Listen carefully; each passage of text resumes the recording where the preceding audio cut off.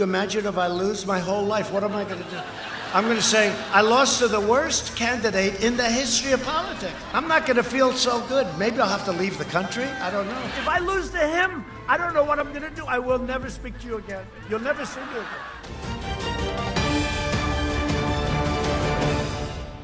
Tahniah diucapkan kepada calon Demokrat Joe Biden menang pilihan raya Presiden Amerika Syarikat ke-46 dengan memperolehi 290 undi elektoral, manakala pencabarnya Donald Trump dari Parti Republikan hanya meraih 214 undi elektoral. Kerusi terakhir dimenangi Joe Biden adalah di Pennsylvania yang memberinya 20 undi elektoral. Keputusan itu menyaksikan Joe Biden menjadi calon Demokrat pertama dalam tempoh 24 tahun memenangi undi elektoral di Arizona selepas menang besar di California, New York, Minnesota dan New Hampshire yang pernah dimenangi Hillary Clinton pada 2016. Kejayaan pada usia 77 tahun dengan kempen bertemakan A Battle for the Soul of the Nation juga membolehkan Biden menafikan hasrat Trump untuk menjadi presiden untuk penggal kedua. Kemenangan Parti Demokrat dalam pilihan raya Amerika Syarikat AS melakar sejarah baharu apabila Kamala Harris menjadi wanita pertama dilantik sebagai naib presiden. Bukan itu sahaja, Kamala Harris turut menjadi wanita berkulit hitam pertama menjawat jawatan berkenaan. Kamala Harris yang mempunyai darah Asia Selatan, India dan Jamaika juga akan menjadi wanita pertama yang mempunyai darah campuran menjadi naib presiden.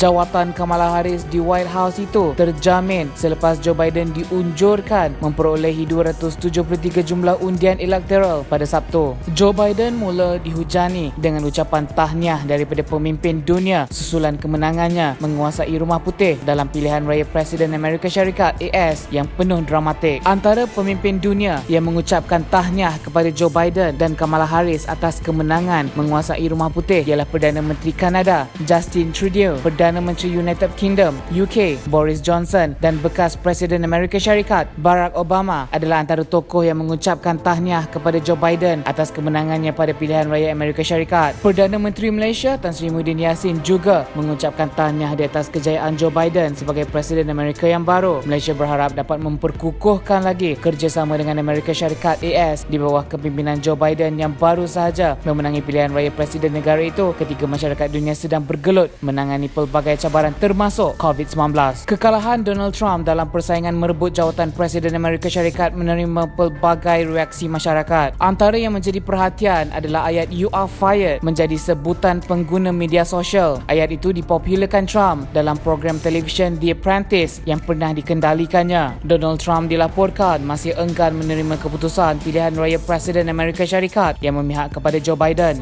Beberapa minit selepas media Amerika Syarikat mengisytiharkan kemenangan Joe Biden, Trump menolak keputusan itu dan bertegas mahu membuktikan siapa pemenang sebenar di mahkamah. Joe Biden memulakan langkah pertama pada Ahad untuk bergerak ke White House 73 hari dari sekarang ketika Donald Trump berterusan enggan mengakui kekalahan, sebaliknya berusaha membangkitkan keraguan terhadap keputusan pilihan raya. Joe Biden dan Kamala Harris yang kini dikelilingi ucapan tahniah atas kemenangan mereka pada pemilihan 3 November lalu melancarkan laman web peralihan buildbackbetter.com dan Twitter Transition46. Sementara itu, Trump dilihat masih bermain golf di kawasan berhampiran Washington di tempat yang sama ketika rangkaian televisyen Amerika Syarikat pada Sabtu menyampaikan berita bahawa Joe Biden memperoleh cukup undi kolej elektoral iaitu majoriti mudah 50% plus 1 untuk menang. Dalam berita lain, Demokrat Amerika Syarikat meminta Twitter untuk menangguhkan akaun Donald Trump kerana menyebarkan teori konspirasi dan berulang kali mencabul peraturan mengenai salah maklumat semasa pilihan raya Amerika Syarikat. Twitter memberikan amaran pada 6 tweet Donald Trump dalam tempoh 24 jam setelah pengundian ditutup dan keputusan mula diumumkan pada hari Rabu.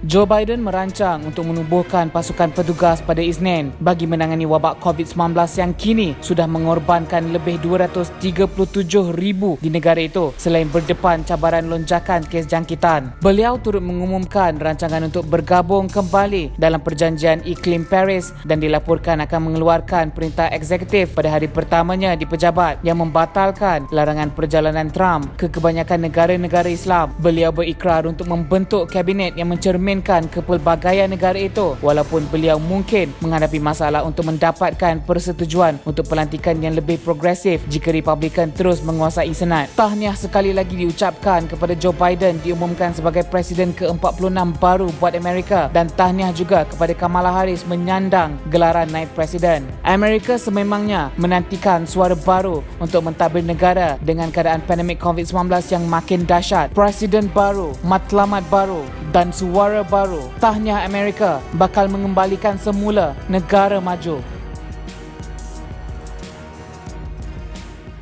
Untuk info dan perkembangan politik yang lebih menarik, sila subscribe, share dan like saluran TV One Channel.